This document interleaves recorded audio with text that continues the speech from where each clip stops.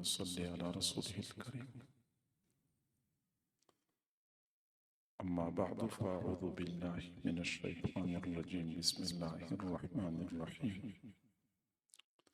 ألف لام ميم ذلك الكتاب لا ريب فيه هدى للمتقين. صدق الله العظيم وبلغنا رسوله النبي الكريم ونحن على ذلك لمن الشاهدين والشاكرين والحمد لله رب العالمين. اللهم صل على سيدنا محمد وعلى آل سيدنا محمد وبارك وسلم. اللہ رب العزت نے اس امت کو دو عظیم نعمتیں عطا فرمائیں، کتاب اللہ اور رسول اللہ صلی اللہ علیہ وسلم۔ کتاب اللہ دستور حیات ہے، منشور حیات ہے، ضابطہ حیات ہے،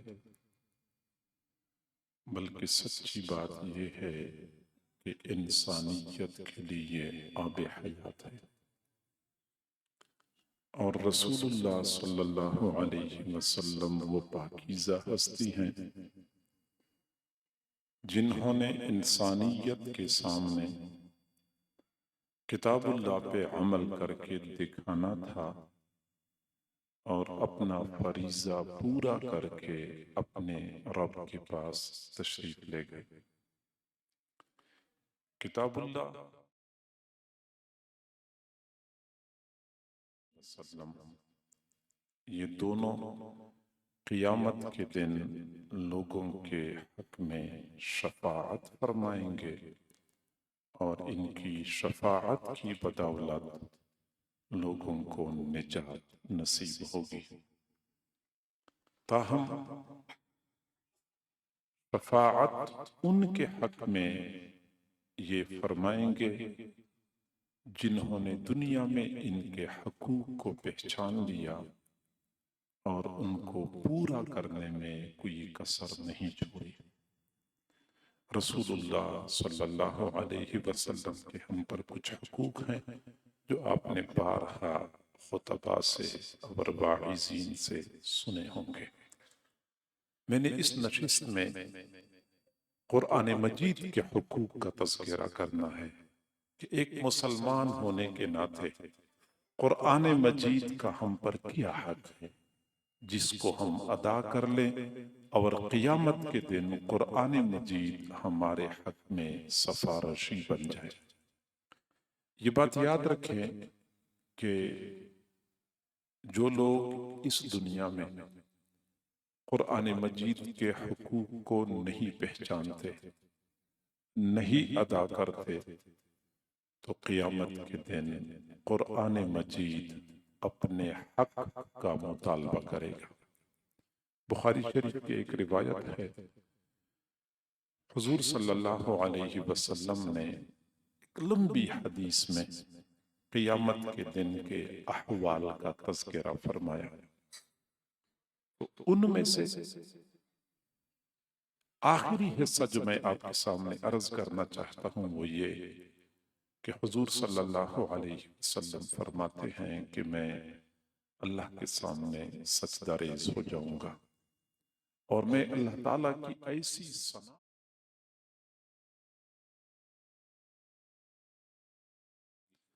اللہ تعالیٰ مجھے فرمائیں گے کہ محبوب آپ سر اٹھا لیجئے، آپ جو کچھ مانگیں گے آپ کو عطا کیا جائے گا، جس کی شفاعت کریں گے آپ کی شفاعت قبول کی جائے گی، پھر میں اپنی امت کی شفاعت کروں گا تو میرے لیے ایک تعداد متعین کی جائے گی کہ اتنے لوگوں کو آپ اپنے ساتھ جنت میں لے جائیں، میں جنت میں لے جاؤں گا۔ پھر دوبارہ میں اللہ کے سامنے سجدہ ریز ہو جاؤں گا، پھر اللہ تعالیٰ فرمائیں گے محبوب آپ مانگیں جو مانگتے ہیں عطا کیا جائے گا، جس کی شفاعت کرتے ہیں شفاعت قبول کی جائے گی، میں پھر اپنی امت کی شفاعت کروں گا تو پھر میرے لیے ایک تعداد متعین کی جائے گی کہ اتنے لوگوں کو اپنے ساتھ جنت میں لے جاؤ، میں جنت میں لے جاؤں گا۔ پھر تیسری مرتبہ یا چوتھی مرتبہ میں اللہ تعالیٰ سے عرض کروں گا، یا رب ما بقی فیہا الا من حبسہ القرآن، اے میرے رب جہنم میں باقی نہیں بچا مگر صرف وہی لوگ بچے ہوئے ہیں جن کو قرآن نے روکا ہوا ہے۔ الا من حبسہ القرآن، جن کو قرآن نے روکا ہوا ہے۔ معلوم ہوتا ہے کہ کچھ لوگ ایسے ہوں گے جن کے خلاف قیامت کے دن قرآن مقدمہ دائر کرے گا، قرآن اپنے حق کا مطالبہ کرے گا، اور قرآن کے حق کی وجہ سے ان کو جہنم میں روکا جائے گا۔ اور یہ بات یاد رکھیں کہ جب تک ہم قرآن مجید کے حقوق کو ادا نہیں کریں گے تب تک رسول اللہ صلی اللہ علیہ وسلم بھی ہماری شفاعت نہیں فرمائیں گے۔ رسول اللہ ایسے لوگوں کی شفاعت کیا کریں گے، وہ تو اللہ کے دربار میں شکایت کریں گے۔ وقال الرسول یا رب ان قوم اتخذوا هذا القرآن مہجورا، رسول اللہ صلی اللہ علیہ وسلم اللہ کے سامنے عرض کریں گے، اے میرے رب میری اس قوم نے قرآن کو چھوڑ دیا تھا۔ تو گویا کہ رسول اللہ صلی اللہ علیہ وسلم اللہ کے دربار میں شکایت کریں گے کہ میری اس قوم نے قرآن کو چھوڑ دیا تھا۔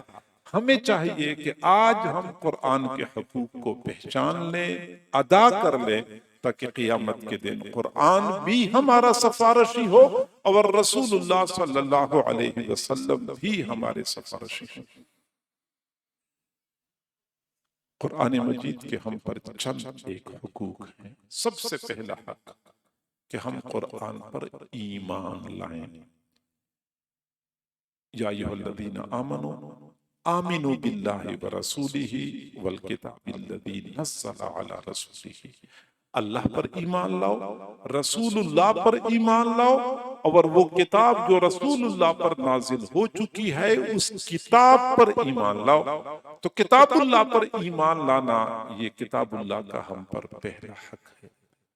ایمان کیسے لائیں گے؟ ایمان کے کئی اجزاء ہیں۔ پہلی بات ہمارا یہ عقیدہ ہونا چاہیے کہ قرآن اللہ کی کتاب ہے۔ دوسرا یہ کہ یہ قرآن 30 پاروں پر مشتمل ہے، یہ 29 پارے نہیں ہیں، یہ 31 نہیں ہے، یہ 30 پارے ہیں، 40 تو بالکل نہیں ہے۔ یہ ہمارا عقیدہ ہونا چاہیے۔ تیسرا ہمارا عقیدہ ہونا چاہیے کہ یہ قرآن آخری کتاب ہے، اس کے بعد آسمانی وحی کا سلسلہ بند ہو چکا ہے۔ چوتھا ہمارا یہ عقیدہ ہونا چاہیے کہ قرآن آج سے 14 صدیاں پہلے جیسے نازل ہوا تھا آج بھی بالکل اسی شکل میں اصلی حالت میں ہمارے پاس موجود ہے۔ اس میں ایک بال کے برابر بھی کوئی تغیر تبدل نہیں ہو چکا ہے۔ یہ ہمارا عقیدہ ہونا چاہیے۔ تو قرآن کے بارے میں 4 عقیدے ہمارے ہونے چاہیے۔ پہلی بات یہ اللہ کی کتاب ہے، یہ اللہ کی آخری کتاب ہے، یہ 30 پاروں پر مشتمل ہے۔ 30 پاروں میں سے نہ ایک حرف زائد ہے نہ ایک حرف کم۔ 14 صدیاں پہلے یہ قرآن جس حال میں نازل ہوا تھا آج بھی بالکل اصلی حالت میں موجود ہے۔ اس میں ایک بال کے برابر بھی کوئی تبدیلی نہیں کی گئی ہے۔ اور آپ حیران ہو جائیں گے کہ اللہ تعالیٰ نے اس قرآن کی حفاظت کا کیسے انتظام کیا۔ فرمایا اِنَّا نَحْنُ نَزَّلْنَا الذِّكْرَ وَإِنَّا لَهُ لَحَافِظُونَ۔ آپ نے اکثر اس آیت کا ترجمہ سنا ہوگا۔ لوگ ترجمہ کرتے ہیں کہ ہم نے اس قرآن کو نازل کیا ہے اور ہم اس قرآن کی حفاظت کرنے والے ہیں۔ یہ اس آیت کا صحیح ترجمہ نہیں ہے۔ یہ اس آیت کا حقیقی ترجمہ نہیں ہے. میں بتاؤں آپ کو، آپ میں سے کئی سارے حضرات مدرسوں کے پڑھے ہوئے بھی ہوں گے، علماء بھی ہیں. میں بتاؤں، اللہ تعالیٰ فرماتے ہیں انا نحن نزلنا، انا بے شک ہم نے، نحن جی ہاں ہم نے، نزلنا جی ہاں ہم نے، 3 مرتبہ ہم نے یہ اللہ تعالیٰ نے جو پختگی اور تاکید فرمائی ہے، یہ اہل علم حضرات جانتے ہیں. انا بے شک ہم نے، نحن ہاں ہاں ہم نے، نزلنا جی ہاں ہم نے اتارا ہے، هذا القرآن وَإِنَّا اور بے شک ہم لہو لحافظون ہم ہی اس کی حفاظت کرنے والے ہیں. کتنی مرتبہ اللہ فرماتے ہم نے 5 مرتبہ تاکید فرمائی ہے. یہاں سے معلوم ہوتا ہے کہ اللہ تعالیٰ اس کتاب کی حفاظت کے لیے کتنا پرعزم ہے. علامہ جلال الدین سیوطی رحمت اللہ علیہ نے لکھا ہے کہ کئی مرتبہ ایسا ہوتا تھا کہ جب جبرائیل علیہ السلام حضور صلی اللہ علیہ وسلم پر وحی لاتے تھے تو اس وحی کی حفاظت کے لیے 70,000 فرشتے زمین پہ ان کے ساتھ اترتے تھے. حالانکہ جبرائیل انہو لقول رسول کریم ذی قوت عند ذی العرش مکین مطاع ثم امین. یہ جبرائیل علیہ السلام قوی فرشتہ، قوت والا، امانت دار فرشتہ، کوئی اس بات کا خطرہ نہیں تھا کہ شیطان آئے گا تو وحی اچک کے لے جائے گا. پھر بھی اللہ تعالیٰ کئی مرتبہ 70,000 فرشتوں کو ساتھ نازل کرتا تھا جب قرآن نازل ہوا کرتا تھا. تو معلوم ہوتا ہے کہ اللہ تعالیٰ نے اس کی حفاظت کی بہت زیادہ تاکید فرمائی ہے. اور پھر اللہ تعالیٰ نے امت کے علماء کو اس کام پہ لگایا، حفاظ اور قراء کو اس کام پہ لگایا کہ تم نے اس کی حفاظت کرنی ہے. پھر امت نے بھی حفاظت کا حق ادا کر دیا. آپ حیران ہو جائیں گے، حضرت عمر فاروق رضی اللہ تعالیٰ عنہ کے پاس ایک گورنر کی جانب سے خط آیا. ان کے اپنے گورنر تھے، مسلمان تھے. خط آیا، خط کے شروع میں بسم اللہ لکھی ہوئی تھی اور بسم اللہ کی سین کے دندانے نہیں بنے ہوئے تھے. آپ کو پتا ہے کہ جب ہم اردو میں سین لکھتے ہیں تو کبھی تو 3 دندانے بناتے ہیں، کبھی سیدھی لمبی کش کھینچتے ہیں، کہتے ہیں یہ سین. مدرسہ لکھتے ہیں، مسجد لکھتے ہیں تو مسجد میں سین کے 3 دندانے کبھی لمبی کش بناتے ہیں تو پھر یہ بناتے ہیں کہ یہ سین ہوگا. اردو میں تو یہ ممکن ہے، لیکن قرآن مجید میں اس بات کی اجازت نہیں ہے. حضرت عمر رضی اللہ عنہ نے جو ہی خط کو کھولا، بسم اللہ میں سین میں دندانے نہیں تھے، خط بند کر دیا. سیدھا اپنے گورنر کو بلایا، اپنے سامنے بیٹھا کر اچھی سرزنش فرمائی کہ تجھے کس نے حق دیا ہے کہ تو قرآن میں تغیر تبدل کرتا ہے. اور آپ اندازہ لگائیں کہ اس وقت قرآن پڑھنے پڑھانے والوں کے لیے جو حالات ناموافق ہیں آپ کے سامنے ہیں. وقفے سے حکومت ہمیں تنگ کرتی رہتی ہے اور ہمارے کام میں رکاوٹ ڈالنے کی کوشش کرتی ہے، بہانے پریشان کرنے کی کوشش کرتی ہے. اور یہ صرف اب نہیں ہے، جس کی عمر 50 سال ہے اس نے 50 سالہ دور میں کیا کچھ دیکھا کہ اچانک ان علماء اور مدارس کے خلاف طوفان کھڑا ہو جاتا ہے اور وقتی طور پہ پریشان کیا جاتا ہے. جن کی عمر 70 سال ہے انہوں نے اور زیادہ ایسے حالات دیکھے ہوئے ہیں. 14 صدیوں میں اس قرآن کے لیے اتنے ناموافق حالات آئے وقفے سے، لیکن قرآن کی حفاظت اللہ نے کرنی ہے. دنیا کے بڑے بڑے فرعون آئے، قرآن کا راستہ روکنے کی کوشش کی، وہ خود تو ختم ہو گئے. قرآن آج بھی اسی آب و تاب کے ساتھ اپنا نور پھیلاتا ہوا نظر آ رہا ہے. ہمارے مدرسوں میں طلباء کہتے ہیں نا کہ فلاں طالب علم نے قرآن ختم کر لیا. میں ان کے ساتھ خوشطبی کی طور پہ کہتا ہوں کہ قرآن کو تو بڑے بڑے فرعون بھی ختم نہ کر سکے، تم کہاں ختم کر سکتے ہو. سچی بات یہ ہے. آج سے تقریباً 100 سال پہلے کی بات، 100 سال پہلے جب رشیا میں سوشلزم کا نظام عروج پہ تھا، اور رشین حکمرانوں نے عزم کر رکھا تھا کہ ہم نے اپنی سرزمین کو قرآن سے پاک کر دینا ہے، اور انہوں نے مساجد کو سینما گھروں میں تبدیل کر دیا، مدارس کو استبل اور گوداموں میں تبدیل کر دیا۔ قرآن کی تعلیم پر پابندی لگی، قرآن کا نسخہ گھر میں رکھنا جرم تھا، سزا موت تھی، اپنے بچے کو لا الہ الا اللہ یاد کرانا جرم تھا، اپنے بچے کا اسلامی نام رکھنا جرم تھا۔ قرآن پر مکمل پابندی لگی، اور 70 سال مسلسل ظلم و ستم کا یہ سلسلہ چلتا رہا۔ 70 سال کے بعد جب سوشلزم کا نظام ذلت اور رسوائی کے ساتھ خاک چاٹتا ہوا ختم ہو گیا، تو اس وقت ازبکستان میں کچھ علماء نے جو پرانے تھے، انہوں نے باہم مشاورت کر لی کہ ہماری عوام کا تو قرآن اور دین کے ساتھ فقط نام کا تعلق ہے، کہ یہ سمجھتے ہیں کہ ہم مسلمان ہیں، باقی کچھ بھی ان کو پتہ نہیں ہے کہ اسلام کیا چیز ہے، قرآن کیا ہے، نماز کیا ہے۔ ہمیں اپنی عوام کا تعلق اسلام کے ساتھ جوڑنے کے لیے از سر نو کوشش کرنی ہوگی۔ اس کے لیے انہوں نے پہلے مرحلے پر ایک فیصلہ کیا کہ ہم ملکی سطح پہ محفل حسن قرات کا انعقاد کرتے ہیں، قاری حضرات آئیں گے، وہ قرآن سنائیں گے، جب وہ قرآن سنائیں گے تو لوگ قرآن سنیں گے، قرآن پڑھنے کا شوق بڑھے گا، اپنے بچوں کو قرآن کے ساتھ جوڑیں گے، یوں ہماری عوام کا تعلق قرآن کے ساتھ، دین کے ساتھ وابستہ ہو جائے گا۔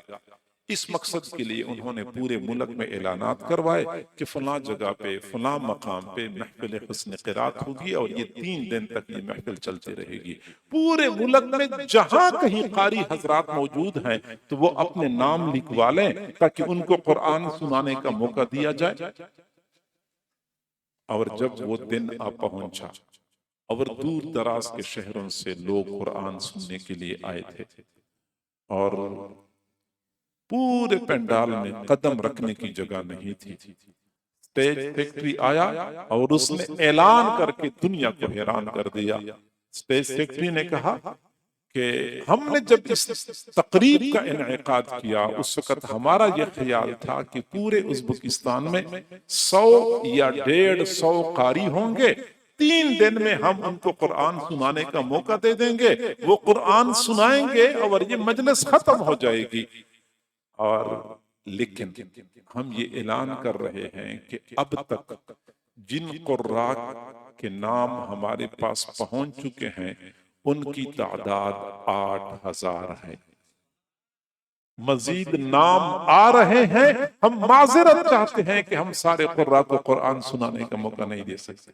اب آپ حیران ہو رہے ہوں گے کہ جب سختی اتنی تھی کہ مساجد کو سینما گھروں میں تبدیل کیا گیا، مدارس کو استبل اور گودام میں تبدیل کر دیا گیا، قرآن کا نسخہ گھر میں رکھنا جرم تھا، تو یہ 8000 قراء کہاں سے برآمد ہوئی؟ ہاں، اس کے پیچھے ان علماء اور ان بوریہ نشینوں کی قربانیوں کی لمبی داستانیں ہیں۔ ان حضرات نے اس وقت جو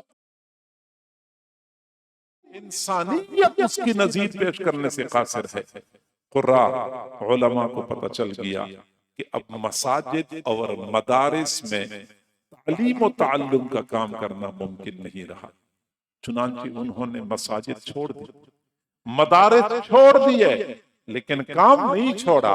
ان کو پتہ تھا کہ ہمارے سینوں میں جو امانت ہے، یہ امانت ہم نے اگلی نسلوں تک پہنچانی ہے، عزم کیا تھا۔ چنانچہ قاری صاحب نے مسند درس کو چھوڑ دیا، لیکن وہ چلے گئے اور ٹریکٹر ڈرائیور بن گئے۔ چنانچہ پورا دن وہ کھیتوں میں ٹریکٹر چلایا کرتے تھے، اور اپنے ساتھ والی سیٹ پر ایک شاگرد کو بٹھایا ہوتا تھا۔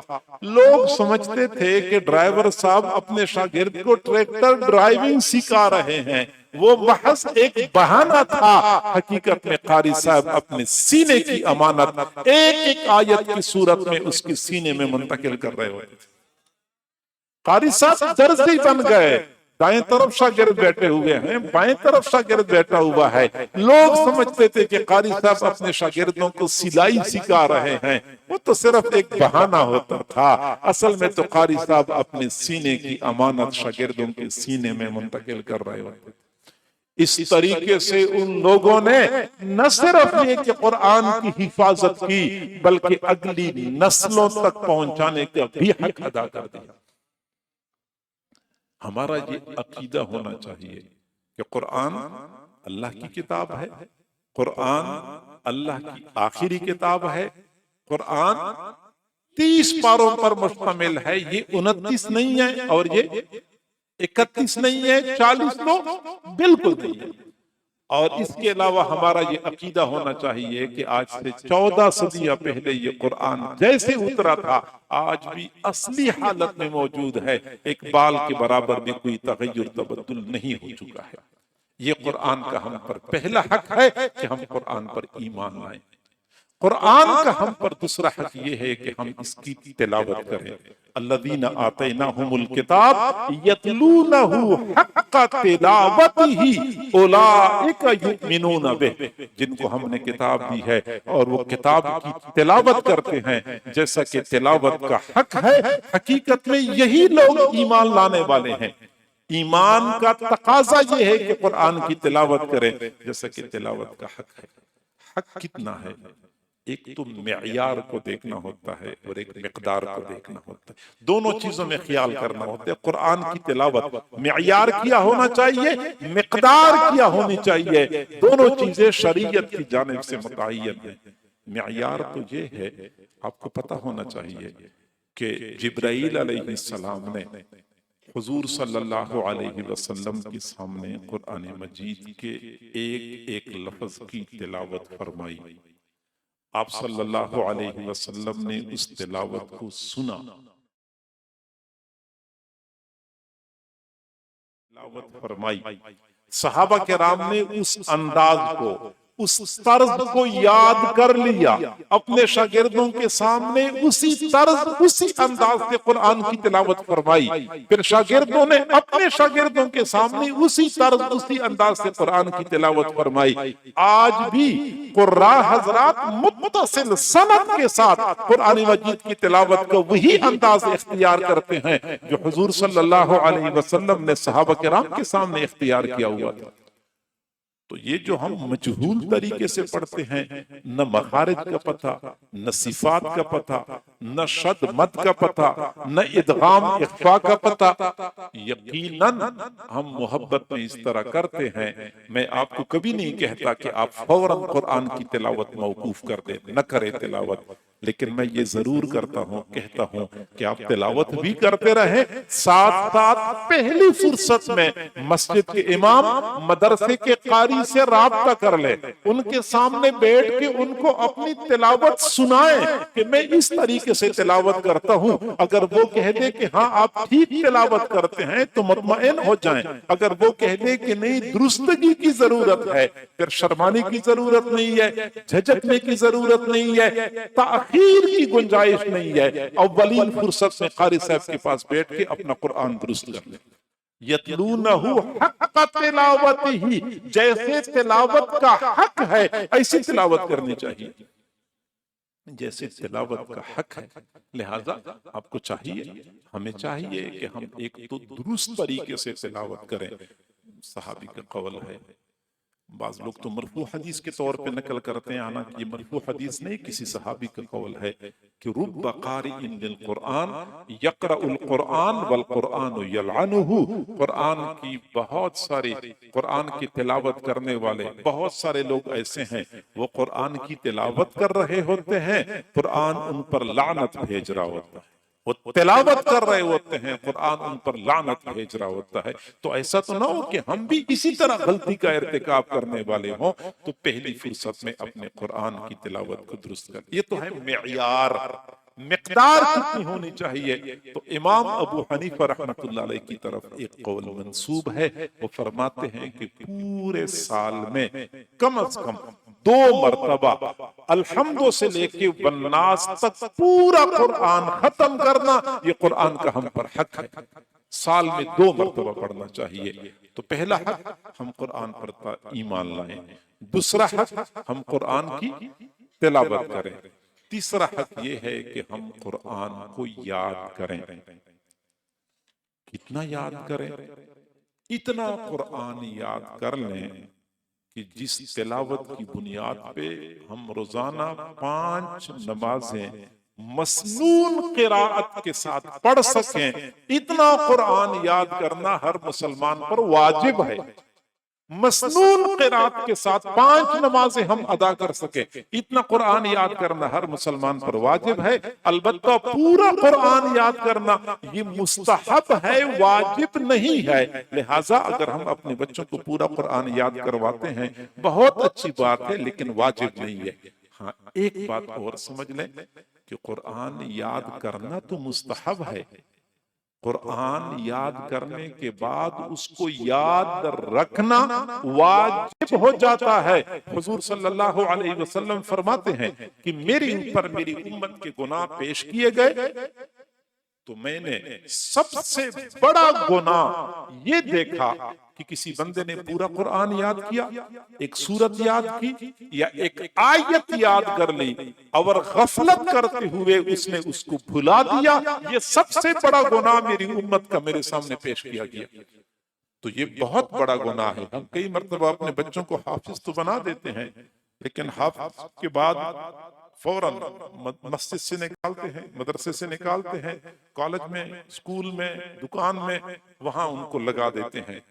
وہ زندگی کی لائن ہی تبدیل کر دیتے ہیں، خطوط ہی بدل دیتے ہیں۔ نتیجہ کیا نکلتا ہے کہ 6 مہینے بعد وہ حافظ صاحب بیچارے کی نہ صورت حفاظ والی ہوتی ہے، نہ قرآن کا رنگ نظر آتا ہے، نہ قرآن کی منزل محفوظ ہوتی ہے، نہ اخلاق و اطوار سے پتہ چلتا ہے کہ یہ قرآن کا حافظ ہے۔ یہ تو ہم ظلم کرتے ہیں اپنی اولاد پر۔ اگر ہم نے یہ کرنا ہے تو اپنی اولاد کو حافظ بنائیں ہی نہ۔ اگر آپ نے اولاد کو حافظ بنایا تو زندگی کے ان خطوط پہ چلائیں جن پہ چلتے ہوئے وہ اس نعمت کی حفاظت کر سکیں۔ قرآن پڑھتے ہوئے جو رنگ قرآن کا جھلکتا ہوا نظر آ رہا تھا وہ رنگ اسی طرح برقرار رہے، یہ پھر ضروری ہو جاتا ہے۔ بہرحال قرآن یاد کرنا یہ قرآن کا ہم پہ اگلا حق ہے، اور قرآن کا اگلا حق یہ ہے کہ ہم اس کو سمجھیں، سمجھنا ضروری ہے۔ فَلَا يَتَدَبَّرُونَ الْقُرْآنَ أَمْ عَلَىٰ قُلُوبٍ أَقْفَالُهَا، کیا یہ قرآن میں تدبر نہیں کرتے، قرآن میں غور فکر نہیں کرتے، کہ ان کے دلوں کو تالے لگے ہوئے ہیں؟ گویا کہ قرآن کو نہ سمجھنا، قرآن کو نہ سیکھنا اس بات کی دلیل ہے کہ دل کو تالا لگا ہوا ہے۔ اور قرآن کو سمجھنا اتنا ضروری ہے، اتنا ضروری ہے کہ اللہ تعالیٰ نے حضور صلی اللہ علیہ وسلم کو دنیا میں بھیجا جو ان کے مقاصد متعین فرمائے، بعثت کے مقاصد متعین فرمائے۔ ان میں سے ایک اہم مقصد یہ بھی ہے کہ وہ لوگوں کو قرآن کی تعلیم دیں۔ آپ صلی اللہ علیہ وسلم نے صحابہ کرام کو ایک ایک آیت کے بارے میں بتایا ہے۔ قرآن کی تعلیم، قرآن کو سمجھنا چاہیے کہ اللہ رب العزت نے ہم سے کیا مطالبہ کیا ہے اس قرآن میں۔ کتنے افسوس کی بات ہے، ہم نماز پڑھ رہے ہوتے ہیں، نماز کے دوران موبائل کے اوپر وائبریشن کی کیفیت طاری ہو جاتی ہے، سلام پھیرتی ہم سب سے پہلے موبائل نکالتے ہیں، دیکھتے ہیں کس کا میسج آیا ہوا ہے، اس میسج میں کیا پیغام میرے پاس آیا ہوا ہے۔ یعنی دنیا والوں کی جانب سے آنے والے پیغام کو معلوم کرنے کے لیے ہم اتنے بے قرار اور بےتاب ہوتے ہیں، جبکہ اللہ کی جانب سے آیا ہوا یہ پیغام ہمارے پاس برس ہا برس موجود ہے۔ ہم نے کبھی تکلف ہی نہیں کیا ہے کہ ہمیں پتہ چل جائے کہ میرے اللہ نے مجھ سے کیا مطالبہ کیا ہے، میرے اللہ نے مجھ سے کیا چاہا ہے۔ ہم نے کبھی اس پر غور ہی نہیں کیا ہے، لہٰذا حق بنتا ہے کہ ہم اس قرآن کو سمجھیں۔ باقاعدہ علماء کرام سے گزارش ہے عام طور پہ علماء اس کا اہتمام کرتے ہیں، اپنی اپنی مساجد میں درس قرآن کا سلسلہ چل رہا ہوتا ہے۔ اگر آپ کی مسجد میں ہے تو بہت اچھی بات ہے، موقع سے فائدہ اٹھائیں۔ اگر یہ درس قرآن کا سلسلہ نہیں چل رہا، اس کو چلانا چاہیے۔ روزانہ 2 3 آیتیں بھی آپ سیکھیں گے تو ایک وقت آ جائے گا کہ آپ پورے قرآن کو سیکھ جائیں گے۔ تو قرآن کو سیکھنے کے لیے کچھ نہ کچھ وقت فارغ کرنا یہ ہمارے لیے ضروری ہے۔ یہ اگلا حق ہو گیا، اور قرآن مجید کا اگلا حق ہم پر یہ ہے کہ ہم اس پر عمل کریں، عمل کریں۔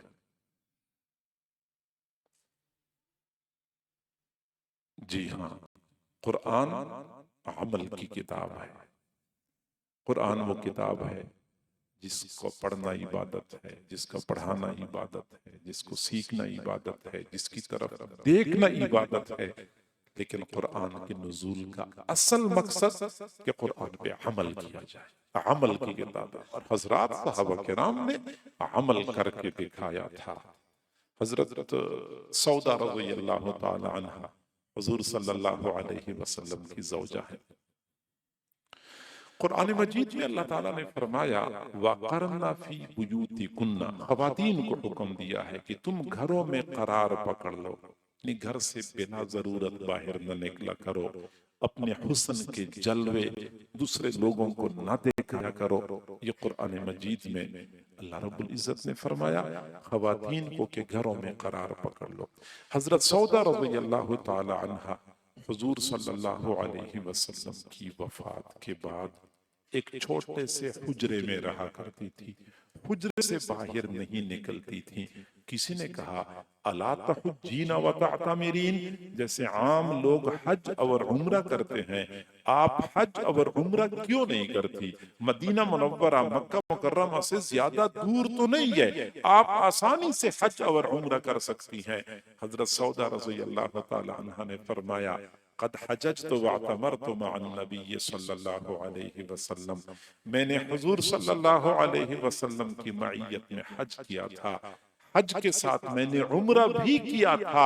والآن امرنی ربی ان اقر فی بیتی، اب میرے رب نے مجھے حکم دیا ہے کہ میں گھر میں قرار پکڑ لوں، چونکہ رب نے فرمایا ہے وقرن فی بیوتکن، لہٰذا میں نفل حج کے لیے نہیں جاؤں گی، نفل عمرے کے لیے بھی نہیں جاؤں گی۔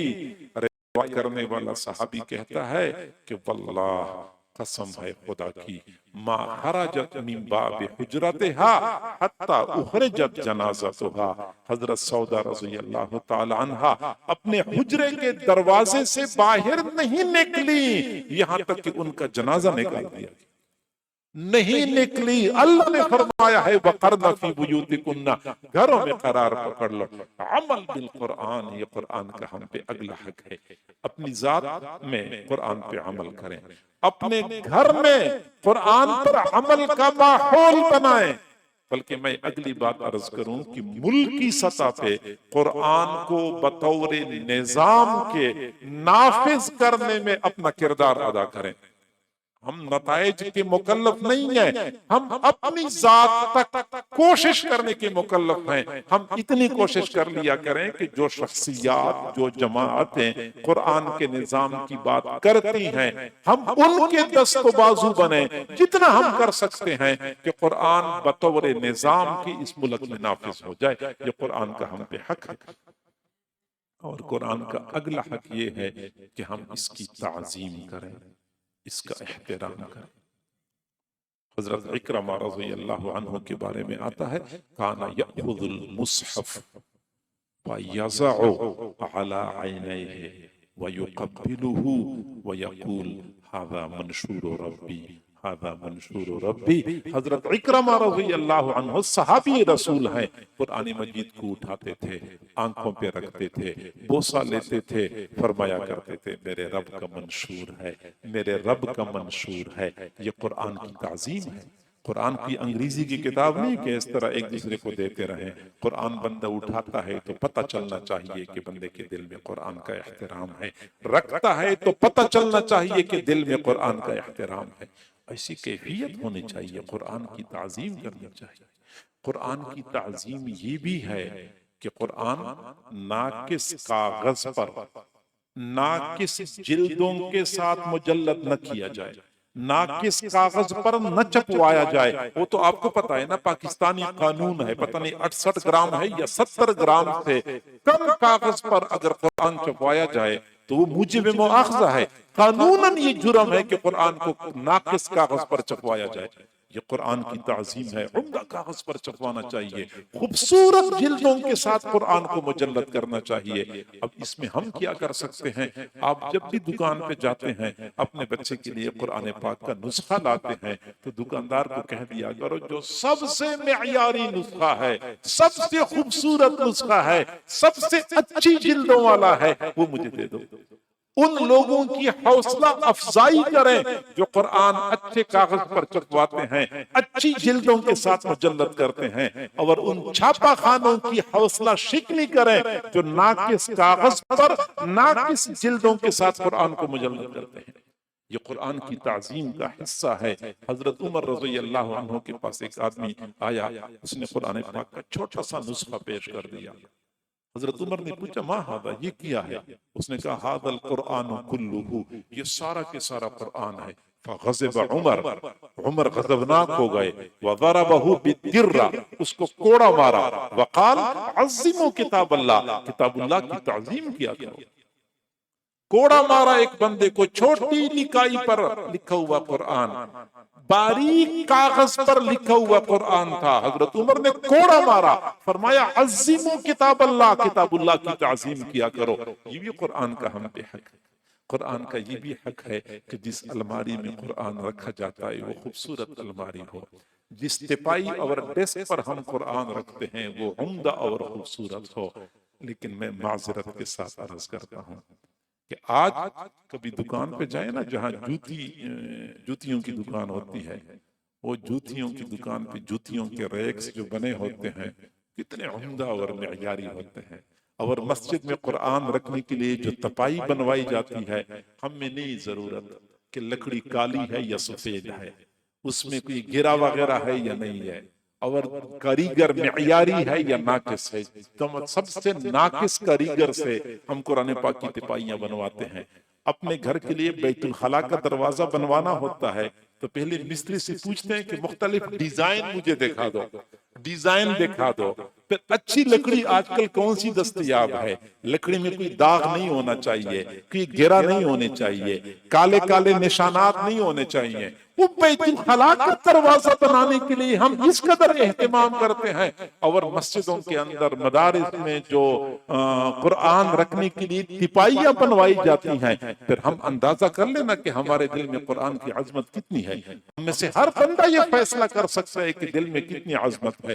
آپ اپنے اوپر لازم کر لیں، اگر مسجد میں تپائیاں اچھی نہیں ہیں، آپ 5-7 تپائیاں نہیں بنوا سکتے یا 5-7 رحل اکٹھے نہیں بنوا سکتے، لیکن کوئی ایک آدھ رحل تو آپ بنوا سکتے ہیں نا۔ قرآن کے ساتھ محبت کا اظہار کرتے ہوئے بازار سے معیاری اور خوبصورت رحل بنوائیں، معیاری اور خوبصورت تپائی بنوا کر مسجد میں رکھ لیں۔ آپ کو دیکھتے ہوئے کوئی اور نمازی بھی رکھ لے گا، اس کو دیکھ کر کوئی اور نمازی بھی رکھ لے گا، اس طریقے سے ایک سلسلہ چل پڑے گا۔ یہ قرآن کی تعظیم ہے، اور قرآن کی تعظیم یہ بھی ہے کہ ہم اہل القرآن کی تعظیم کریں۔ وہ لوگ جن کے سینوں میں قرآن ہے ان کی بھی تعظیم کرنی ہوتی ہے۔ دیکھا کریں کہ یہ حافظ صاحب ہیں، ان کی سینے میں قرآن ہے، لہٰذا لازم ہے کہ ہم ان کی تعظیم کریں۔ میرے بھائیوں، مسجد میں اگر الماری ہو اور کسی بندے کو پتا ہے کہ الماری میں قرآن موجود ہے، اور پھر وہ اس الماری کو حقارت کی نظر سے دیکھتا ہے تو ایسے بندے کا ایمان گیا۔ تو اگر الماری میں قرآن موجود ہے کوئی بندہ حقارت کی نظر سے دیکھے تو ایمان گیا، تو جس کی سینے میں قرآن موجود ہے ہم اس کو حقارت کی نظر سے دیکھتے ہیں۔ اور مولوی کی بھی کوئی عزت ہوتی ہے، قاری کی بھی کوئی عزت ہوتی ہے، قاری کو ہم سمجھتے ہیں کہ معاشرے کا سب سے گرا ہوا طبقہ یہی لوگ ہیں۔ جب ہوتے حقیقت میں جو قرآن ہے اس کی بے حرمتی کر رہے ہوتے۔ قرآن کی تعظیم کا تقاضا یہ ہے کہ ہم اہل القرآن رحمت اللہ علیہ کے زمانے میں ایک ڈاکو تھا، بدنام زمانہ، لوگوں کے لیے وبال جان بنا ہوا۔ آپ کو جلدی بھی ہوگی نا جی؟ نہیں جلدی؟ مجھے تو بالکل جلدی نہیں ہے، کیونکہ میں تو ویسے بھی گھر نہیں جا سکتا، اپنے گھر سے بے گھر ہوں جی۔ تو امام احمد بن حنبل رحمت اللہ علیہ کے زمانے میں ایک ڈاکو تھا، بدنام زمانہ، فوت ہو گیا۔ کسی کو خواب میں نظر آیا، عالیشان محل ملا ہوا، حیران ہو گیا، ڈاکو تجھے یہ عالیشان محل کیسے مل گیا؟ اس نے کہا کہ تھا تو میں بہت برا، بہت گناہگار، لیکن میں نے ایک عمل ایسا کیا کہ اللہ کو پسند آیا۔ احمد بن حنبل رحمت اللہ علیہ نہر کے کنارے بیٹھ کر وضو فرما رہے تھے۔ میں بھی ہاتھ دھونے کے لیے نہر کے کنارے بیٹھ گیا، لیکن میں نے دیکھا کہ میں تو اوپر کی جانب بیٹھا ہوا ہوں، امام احمد بن حنبل نچلی جانب بیٹھے ہوئے ہیں۔ اب میرے ہاتھوں کا استعمال شدہ پانی امام احمد بن حنبل کی طرف جائے گا، یہ تو ان کی تعظیم کے خلاف ہے۔ چنانچہ میں وہاں سے اٹھ گیا، ایسی دور نچلی جانب چلا گیا، میں نے وہاں پہ ہاتھ دھو لیے، میں نے امام احمد بن حنبل کی تعظیم کر لی، اللہ نے میری مغفرت کا فیصلہ فرمایا۔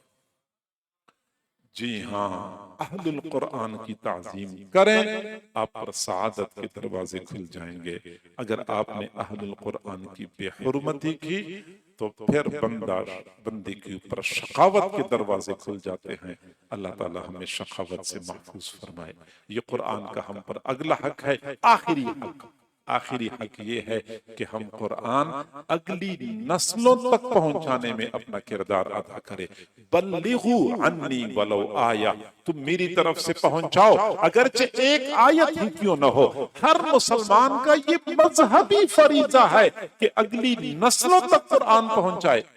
لیکن اگر آپ کہتے ہیں کہ میں تو ملازمت کرتا ہوں، میں تو تجارت کرتا ہوں، میں تو یہ کام نہیں کر سکتا، تو آپ اتنا کر لیں کہ جو لوگ یہ فریضہ سر انجام دے رہے ہیں، آپ ان کے دست و بازو بنیں، ان کے ساتھ تعاون کریں، تو اس طریقے سے آپ کا فریضہ ادا ہو جائے گا، ورنہ یہ فریضہ آپ کے ذمے باقی رہے گا۔ قرآن مجید قیامت کے دن اس کا مطالبہ کرے گا۔ تو مذہبی فریضہ ہے کہ ہم قرآن کی تعلیم و تعلم میں قراء اور اہل مدارس کا تعاون کریں، تاکہ وہ سکون اور اطمینان سے آگے تعلیم و تعلم کا سلسلہ چلائیں۔ تو میرے بھائیو، قرآن مجید کے ہم پر چند ایک حقوق ہیں۔ پہلا حق یہ ہے کہ ہم اس پر ایمان لائیں، دوسرا یہ کہ ہم اس کی تلاوت کریں، تیسرا یہ کہ ہم اس کو یاد کریں، چوتھا یہ کہ ہم اس پہ عمل کریں، پانچواں یہ کہ ہم اس کو سمجھیں، چھٹا یہ کہ ہم اس کی تعظیم کریں، اور ساتواں یہ کہ اگلی نسلوں تک پہنچانے میں اپنا کردار ادا کریں۔ اگر ہم نے یہ کام کر لیا تو پھر قرآن ہماری سفارش کرے گا، اور قرآن کی سفارش یہ منفرد ہوگی۔ توجہ سے بات سنیں، قیامت کے دن انبیاء بھی سفارش کریں گے، اولیاء بھی سفارش کریں گے، شہداء بھی